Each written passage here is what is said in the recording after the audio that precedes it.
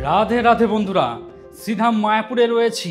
আপনাদের জন্য খুঁজে খুঁজে বেশ ভালো ভালো হোটেল কিন্তু আবিষ্কার করার চেষ্টা করছি। 115 নম্বর রুমটা আমি দেখিয়ে দিচ্ছি। বেশ বড় রুম, দেখুন অনেকটা বড় জায়গা রয়েছে। আপনাদের সঙ্গে যদি লাগেজপত্র থাকে এই মাঝখানে রেখে দেবেন, তাও রুমের মধ্যে কিন্তু প্রচুর জায়গা কিন্তু রয়েছে।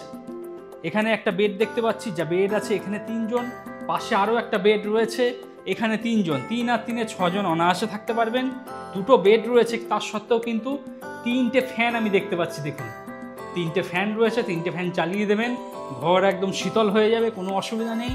এখান থেকে মোবাইল ফোন চার্জ করে নিতে পারবেন, সেই সুবিধা রয়েছে। এবং ফ্যানের কিন্তু রেগুলেটর দেখতে পাচ্ছি। সুন্দর পরিষ্কার পরিচ্ছন্ন, নিট অ্যান্ড ক্লিন। এদিকে আমি আয়না দেখতে পাচ্ছি। তাছাড়া রুমের মধ্যে গুড নাইট দেওয়া রয়েছে। অনেকটা জায়গা কিন্তু রয়েছে রুমের মধ্যে। 6 জন মানুষ থাকলেও রুমটা কিন্তু যথেষ্ট বড় রয়েছে। আর পাশে রয়েছে ওয়াশরুম, চলুন আমি দেখিয়ে দিচ্ছি ওয়াশরুম। এখানে এক্সজস্ট ফ্যান দেখতে পাচ্ছি, বেশ ভালো, নিট অ্যান্ড ক্লিন, পরিষ্কার পরিচ্ছন্ন। ওয়েস্টার্ন কোমোড রয়েছে, গিজার দেখতে পাচ্ছি। তো 12 মাস যারা গরম জলে স্নান করেন তাদের জন্য অতি উত্তম।